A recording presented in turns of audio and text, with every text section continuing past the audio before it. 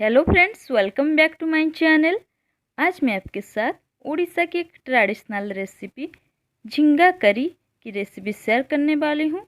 इसमें मैंने खड़ा प्लांट के स्टेम को यूज किया है। तो चलिए आज की इस मज़ेदार रेसिपी को शुरू करते हैं। आप देख सकते हैं ये है मेरे खड़ा के प्लांट। इसके पत्ते को हम साग रूप में भी खा सकते हैं। इसको मैंने लगाया था ज़मीन पर, तोड़ रहा हूँ। इसको अभी हम यूज करेंगे झींगा करी में। तो ये देखिए, ये है खड़ा के प्लांट। इसको अभी हम कटिंग करेंगे। सबसे पहले इसके जो नीचे के हिस्सा है, रूट वाला हिस्सा, इसको कट कर लेते हैं। अब हम इसके जो पत्ता है इसको तोड़ लेते हैं। इसके पत्ते को भी हम साग रूप में खा सकते हैं। ये उड़ीसा की बहुत ही एक ट्रेडिशनल रेसिपी है। बहुत ही टेस्टी बनता है खाने में। अगर आपके पास भी ये प्लांट अवेलेबल है, आप एक बार इस रेसिपी को ज़रूर ट्राई करना। अभी हम इसके जो स्टेम है इसको पार्ट पार्ट कर लेते हैं। तो ये देखिए 5 पीसेस हुआ। इसके पत्ते को साइड में रख लेते हैं। तो मैंने इस तरह कट कर दिया है।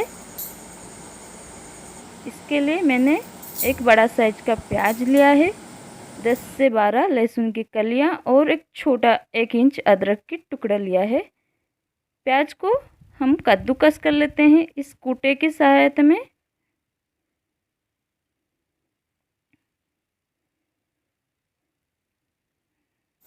इसको अच्छे से कूट लेते हैं ताकि प्याज के अंदर जो पानी है वो थोड़ा सा निकल जाए और प्याज थोड़ा सा सॉफ्ट हो जाए, ताकि प्याज हमारा अच्छे से पक जाए कम समय में।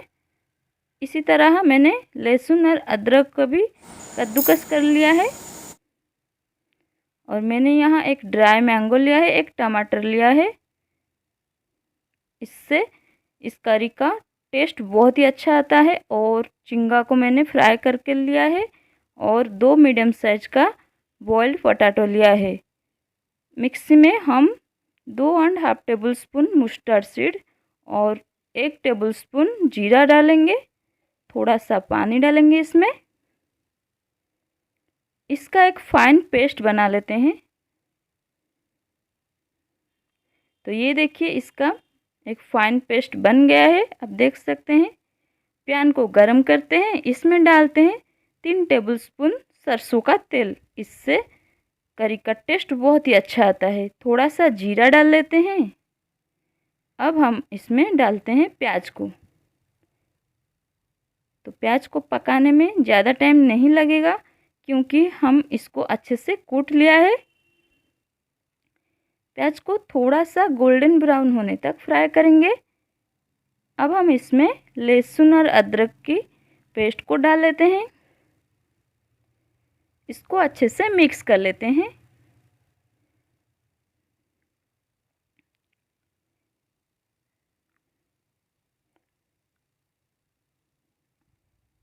अब हम इसमें हमने जो कट करके टमाटर रखा था इसको डाल लेते हैं, ताकि जो टमाटर अच्छे से पक जाए।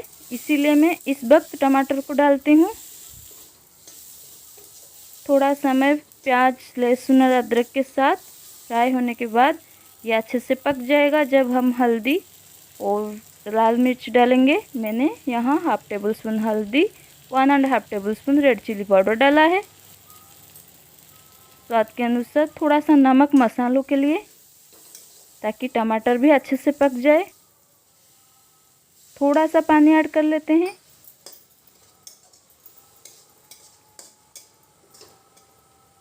ये देखिए, टमाटर बिल्कुल पक गया है। आप देख सकते हैं ज़्यादा टाइम नहीं लगा है, क्योंकि हम इसको पहले ही पकाया था लहसुन अदरक के साथ। ये देखिए, हमारा मसाला जो है ये एकदम रेडी हो गया है।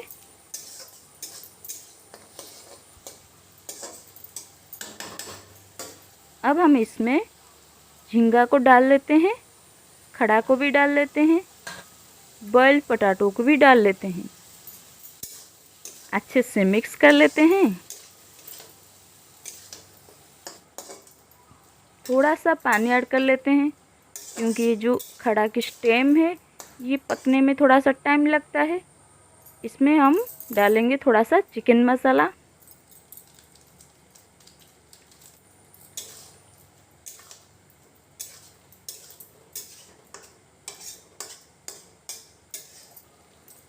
ये ड्राई मैंगो को भी अभी हम डाल लेते हैं। थोड़ा सा नमक डाल लेते हैं स्वाद के अनुसार। अच्छे से मिक्स कर लेते हैं। ढक्कन लगा लेते हैं 15 मिनट के लिए मीडियम फ्लेम में। आफ्टर 15 मिनट के बाद हमारा जो खड़ा है ये 50% पक चुका है। हमें इसको 50% ही पकाना है। तो ये 50% पक चुका है।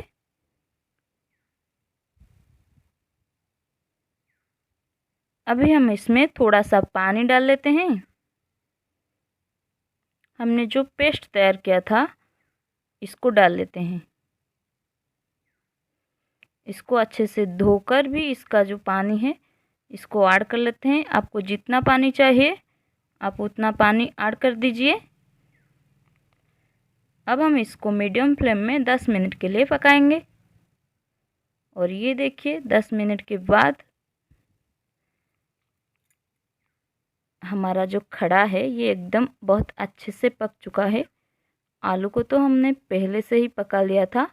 ये खड़ा जो है हमारा बहुत अच्छे से पक चुका है। अभी हम इसको सर्विंग करते हैं एक सर्विंग बाउल से।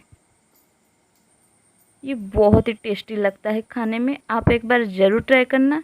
अगर आपने अभी तक मेरे चैनल को सब्सक्राइब नहीं किया है तो जल्दी कर दीजिए।